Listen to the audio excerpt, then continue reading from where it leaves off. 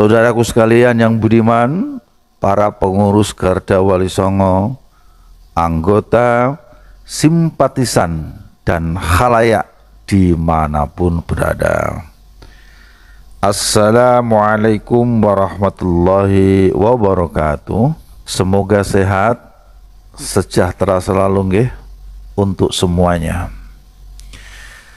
Guna terciptanya perdamaian, kedamaian, persatuan, kesatuan NKRI dari pertikaian sesama anak bangsa, agar tidak terpancingnya kita semua terhadap provokasi, persekusi, adu domba dari sebahagian orang atau kelompok tertentu atas konflik diskursus nasab ba'alwi, maka bersama ini kami maklumatkan secara terbuka.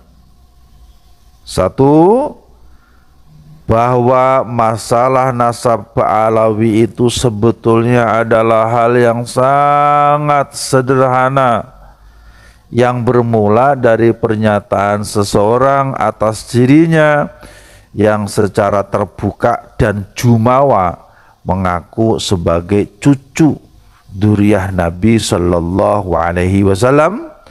Kemudian atas pengakuan itu timbul permintaan dari sebagian orang agar pengakuan tersebut bisa dibuktikan.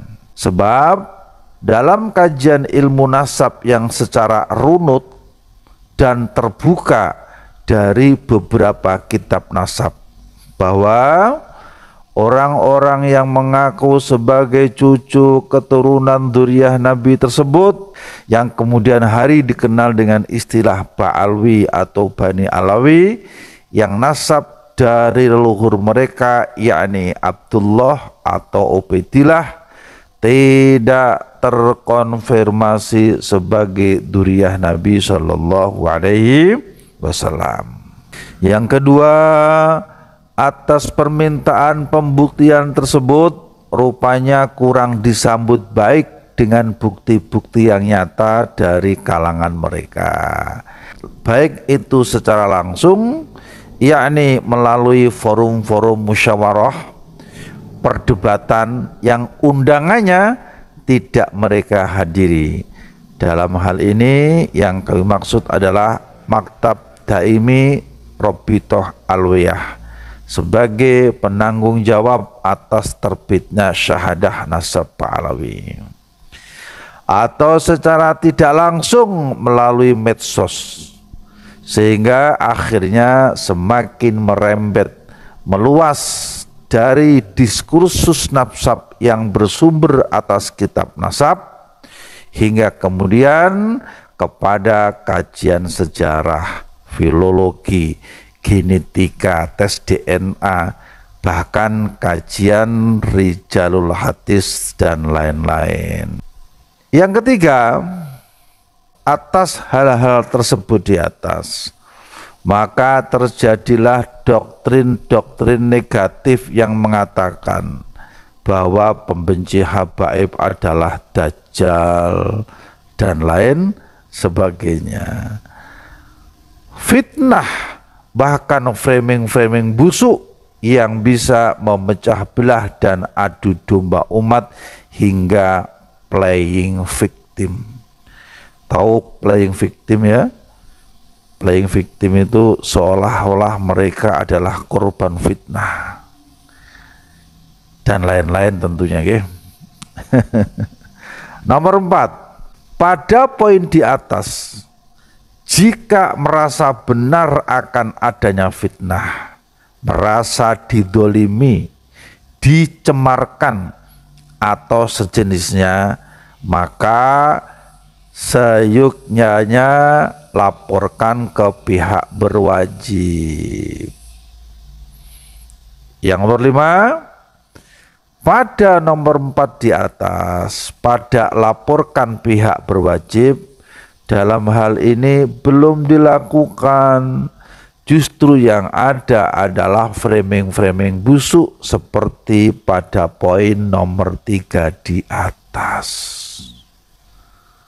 Nomor 6, dari hal-hal tersebut di atas akhirnya blunder hingga terjadi konfrontasi persekusi yang sebetulnya jika tidak disikapi dengan emosional dan gegabah sejak dari awal, maka sangat mungkin situasi dan kondisinya akan berbeda dengan saat ini. Nomor 7, secara terbuka saya pernah menghimbau sebelumnya agar permintaan pembuktian nasab Ba'alwi itu disikapi dengan rasa persaudaraan, mengedepankan ilmu, pikiran jernih, lapang dada, serta berjiwa kesatria, yang rumus kuncinya sangat sederhana, yakni silaturahmi ukhuwah Islamiyah, atau jika memungkinkan pembuktian atas pengakuan dan atau memberikan jawaban atas pertanyaan yang dalam hal ini seyogyanya, seharusnya, mestine para alim atau yang merasa atau mengaku dirinya ulama itu ikut serta mencerdaskan, mengedukasi umat dengan ilmunya,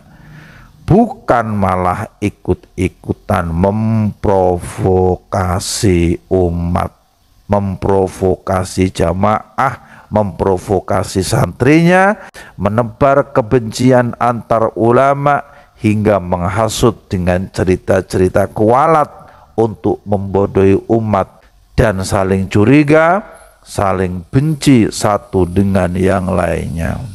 Yang kedelapan, kami membenarkan bahwa para senior-senior pendahulu kita, yakni para masyayikh sebelum kita, telah mengakui bahwa Ba'alwi adalah dzurriyyah Nabi Shallallahu Alaihi Wasallam dengan berdasar prasangka dzon, karena sukhroh yakni masyhur, wal istifadhah yakni yang dimaksud tenar kala itu, bahwa mereka para Ba'alawi dikenal sebagai keturunan Nabi Shallallahu Alaihi Wasallam.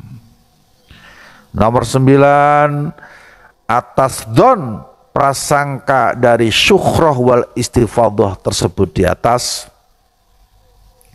maka tidak ada salahnya guna menguatkan keyakinan tersebut para ulama yang hidup di zaman kini untuk mempelajari kitab-kitab nasab, kitab filologi yang kami yakini itu belum sempat dibuka atau dikaji oleh para masyayikh di zamannya, yang sudah barang tentu zaman itu sangat berbeda dengan zaman kini. Ini terbukti belum masifnya, bahkan hampir tidak ada kajian bab nasab, ilmu nasab secara luas diajarkan di pesantren kala itu, terutama silsilah orang-orang yang hidup di zaman itu hingga nasabnya tersambung sampai ke para wali atau bahkan sampai ke Nabi Shallallahu Alaihi Wasallam. Nomor 10, pada hal yang disebut di atas, yakni nomor 9, itulah kemudian terjadi perbedaan pandangan, perbedaan pendapat, keraguan-raguan, prasangka, hingga kesimpulan bahwa Abdullah atau Ubaidillah yang merupakan leluhur Alawi tidak terkonfirmasi sebagai dzurriyyah keturunan Nabi Shallallahu Alaihi Wasallam. Nomor 11, berawal pada runtutan cerita-cerita pada nomor di atas. Maka apa yang disebut dengan istilah menebarkan kebencian, fitnah, pemecah belah umat, apalagi dengan framing dibiayai oleh kalangan atau kepentingan tertentu, itu adalah framing busuk penuh dengan kebencian dan narasi sesat yang kami yakini itu adalah siasat yang sengaja diciptakan oleh seseorang atau kelompok tertentu agar timbul disharmoni sesama anak bangsa. Nomor 12, guna mencari solusi kebuntuan dari hal ikhwal atas nasab Ba'alwi tersebut, kami berharap agar nomor 1A, pengakuan atas keturunan Nabi Shallallahu Alaihi Wasallam dari jalur Ahmad bin Isa, ya sebaiknya mendatangi Bani Jamil Najaf di Irak. Kalau ada yang mengaku sebagai dzurriyyah Nabi dari jalur Hasani Asy-Syaibani Al-Idrisi, ya tinggal mendatangi ke Nakobah Maroko. Kalau ada yang ngaku sebagai keturunan Nabi dari jalur Hasani Al-Qadiri Al-Jailani, ya tinggal datang ke Baghdad. Kalau ada yang ngaku sebagai cucu Nabi dari jalur Husaini Al-Kadhimi, ya tinggal ke Uzbek, ke India, ke Pakistan, atau ke Irak. Sehingga tidak diperlukan lagi tantangan-tantangan atau perdebatan apa sajalah yang sejenisnya, yang itu kami khawatirkan dimanfaatkan oleh sebagian orang seperti pada nomor 11 di atas untuk menciptakan disharmoni dan provokasi. 2B, campur tangan pemerintah guna mengadakan silaturahmi ukhuwah Islamiyah bersama antara tokoh-tokoh yang disebut dan yang terkait pro kontra nasab Ba'alwi.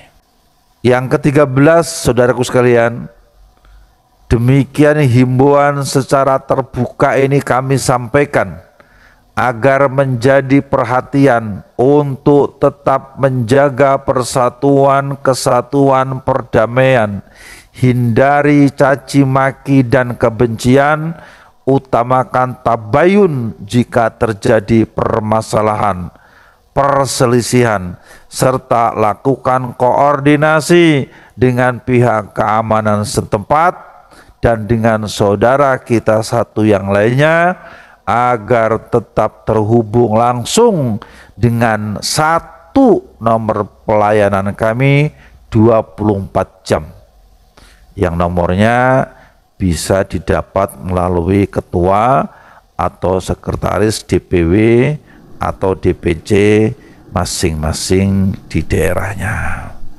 Nomor 14, berikan toladan dan edukasi yang mencerdaskan kepada semua lapisan masyarakat dimanapun saudaraku semua berada. Yang ke-15, tetap semangat dan satu komando. Terima kasih atas perhatiannya. Salam dari kami atas nama Garda Wali Songo HMR Abdul Razak El Mufti, Ketua Umum Panglima Tertinggi. Wassalamualaikum warahmatullahi wabarakatuh.